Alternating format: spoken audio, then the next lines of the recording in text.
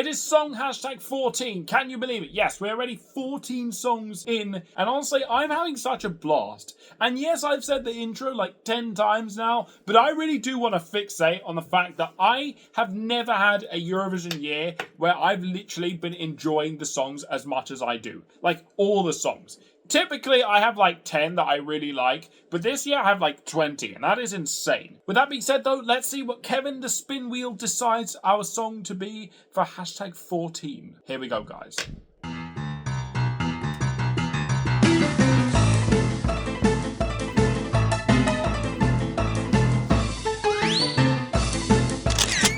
Denmark. This one for sure is going to get me cancelled already further than I already did.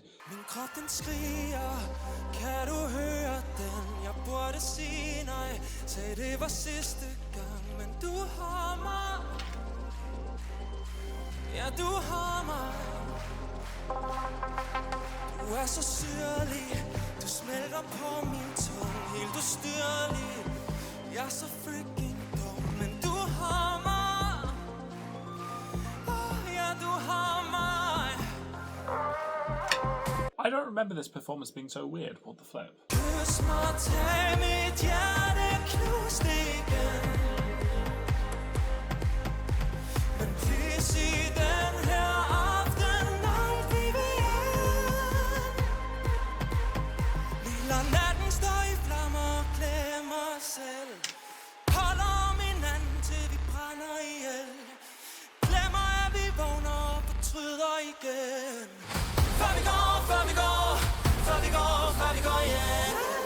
If you know me, you will know that I am not the biggest fan of this song, and probably one of the biggest party poppers on this planet. It's purely because I just don't understand the structure. His vocals are outstanding, I'll say that much, but the song structure just feels so weird. It takes almost 2.5 minutes to really get the best bit out of the song.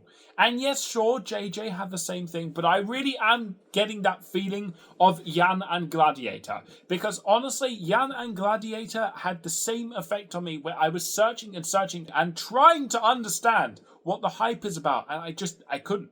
And I unfortunately feel like this is going to suffer the same fate. Despite me really do liking the last 30 seconds of this, I just don't like the verses and the stuff before it, unfortunately. In the process, if this wins, which is a very big possibility, by the way, odds are absolutely loving it, this might be like my least favourite Eurovision winner of all time, except from Loreen, for obvious reasons. If you're new around here, look at my other videos. I'm not bringing this into 2026.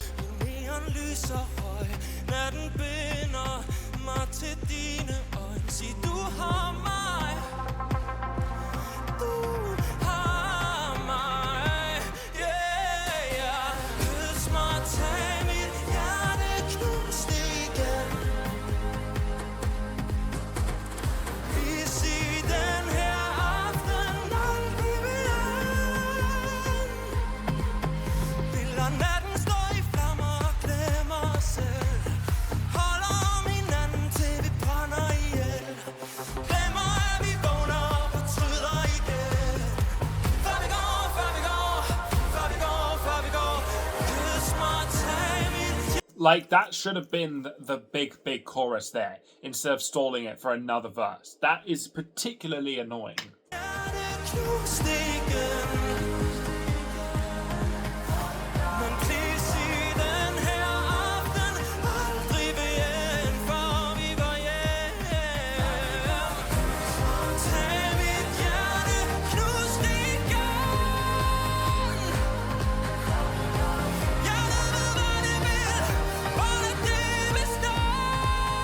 And do not be fooled by his vocals. The Danish national selection does use auto-tune, so just remember that. So we actually haven't seen him properly perform live. And honestly, I know the pre-parties are like considered alive, but we all know they got those mics from Team U. So it's going to be interesting to see what the official live version on Eurovision is going to bring.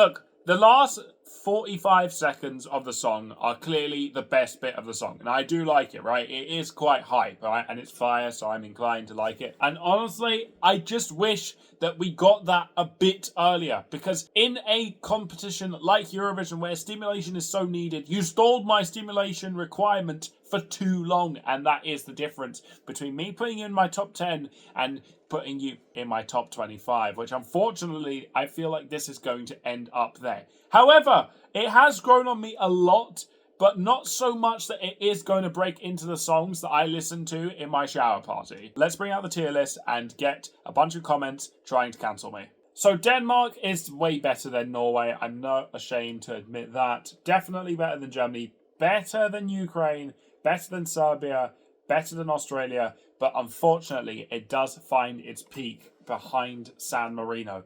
And honestly, the reason I say this is because San Marino has like pretty much a very, very similar song structure where it leaves the best bit of the song for too long. However, it brings it a fraction earlier than Denmark does, and that is why Denmark does fall behind San Marino. So currently it sits 9th out of the 14 songs we have reacted to so far, which isn't bad, all things considered, but it will keep on going down and down the list as these videos unravel. With that being said, guys, it's been Pop Off Pop. I'll catch you guys next time. Peace, guys.